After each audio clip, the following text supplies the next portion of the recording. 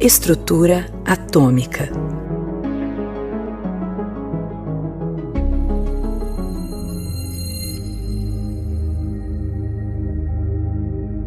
Os elementos da matéria não são substâncias diferentes ou coisas diferentes. São diferentes condições de pressão de ondas de luz.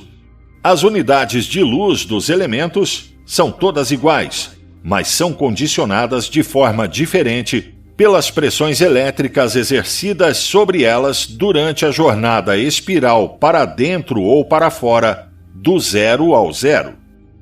O mistério sem resposta de como os elementos se tornam tons de oitava matematicamente precisos, assim como os tons musicais ou tons de cor do espectro são matematicamente precisos em ordem de vibração, reside no princípio giroscópico do campo de ondas.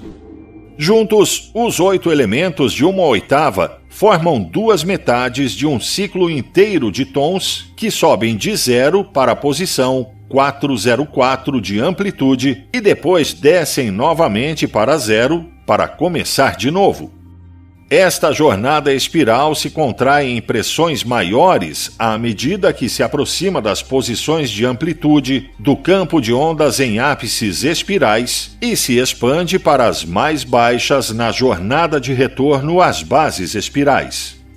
Essa jornada espiral bidirecional de cada meio ciclo se estende entre 6 espelhos de luz imóvel que compõem o campo de ondas e se enrola ao redor de um eixo imóvel que centraliza a espiral.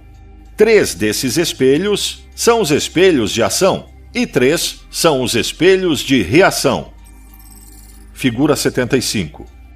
Os locais dos elementos nos campos de onda são determinados por espelhos de campos de onda.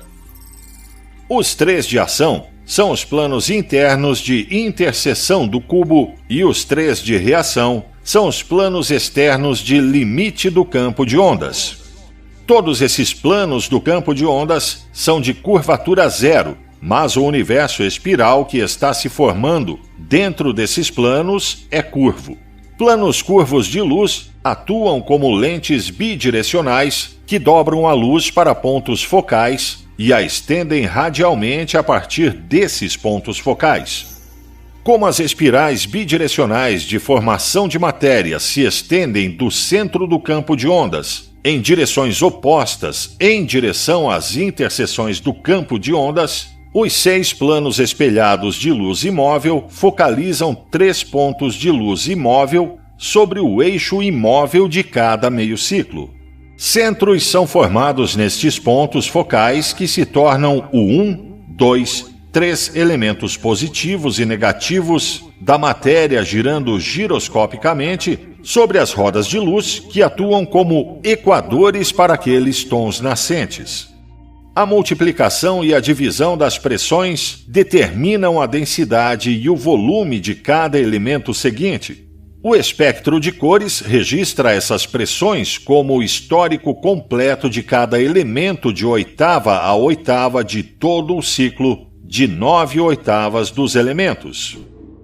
A multiplicação das pressões da espiral também afeta a curvatura de suas lentes de luz, a tal ponto que as posições de foco mudam suas relações matemáticas em conformidade com a aceleração da gravidade e a desaceleração da radiação. As posições dos centros focais das rodas giroscópicas sobre o eixo da onda são assim afetadas como diagramadas na figura 76 e figura 72. Cada elemento é o quadrado da distância de e para seu sucessor, de acordo com sua direção. A direção da gravidade é o quadrado inverso e a direção oposta é o quadrado direto. Figura 76. O princípio giroscópico da oitava.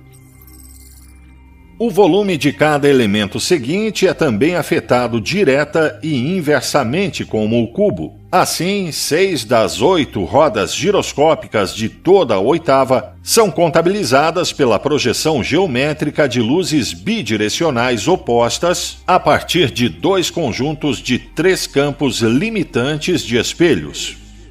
O quarto tom duplo é formado no ponto de repouso, onde 8 campos de ondas cúbicas se encontram. Este é o ponto de repouso conhecido como o centro de gravidade nas terras ou sóis, onde o movimento e a curvatura cessam. A esfera completa torna-se assim uma seção de 8 campos de ondas adjacentes e gira em torno daquele ponto de repouso sobre o eixo da onda, onde os 2 meios ciclos da onda se encontram. Por essa razão, a posição 404 é de balanceamento, em que o amarelo do laranja é a cor dominante de uma de suas 2 rodas giroscópicas e o amarelo do verde é a outra, centrada pelo branco. Nos 2 pontos sobre o eixo móvel da esfera giratória, onde o eixo penetra em sua superfície, estão os polos magnéticos de luz imóvel que controlam o balanceamento do giro de cada esfera. Um deles é o polo magnético norte, que controla o enrolamento da esfera em densidade pela força elétrica centrípeta, e o outro é o polo magnético sul, que controla seu desenrolamento centrífugo no espaço. Em uma esfera como nosso Sol quase maduro, esses polos magnéticos estão praticamente sobre o polo de rotação do Sol, mas sobre planetas oblatos, como nossa Terra, os polos magnéticos são removidos desse polo de rotação de acordo com a medida da oblação da Terra. Os elementos da matéria são sistemas estelares em miniatura. Todos os princípios e leis que se aplicam a um se aplicam ao outro. Este sistema solar é uma roda giroscópica na posição que o ferro ocupa na série elementar. Quando se desenvolve um pouco mais em espiral, corresponderá a um átomo de carbono. O Sol será então uma verdadeira esfera, e seus novos planetas também serão verdadeiras esferas. O princípio do giroscópio responde por essa lei da natureza que faz com que elementos semelhantes procurem uns aos outros. Todos os compostos em decomposição são ordenados, elemento por elemento, giroscopicamente. Os esforços do homem para transmutar um elemento em outro devem ser regidos por este princípio, e não pela teoria de que outra substância será obtida ao derrubar um elétron. Não faz diferença quantos planetas existem em um sistema solar ou atômico, no que diz respeito à sua substância como elemento. Um ou mais elementos adicionados ou subtraídos não mudariam o elemento em outra substância, mais do que uma ou mais crianças afetariam a nacionalidade de seus pais.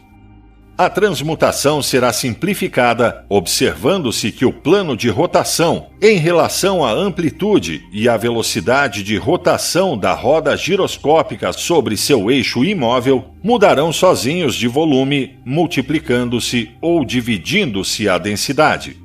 Grandes possibilidades em novos metais residem na aplicação adequada deste princípio.